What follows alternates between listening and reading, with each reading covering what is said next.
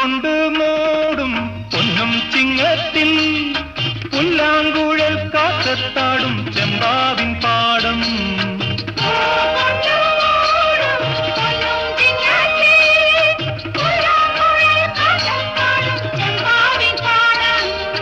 ഇന്നേ കൊയ്യാം നാളെ ചെന്നാൽ അത്തം ചിത്തിര ചോദി.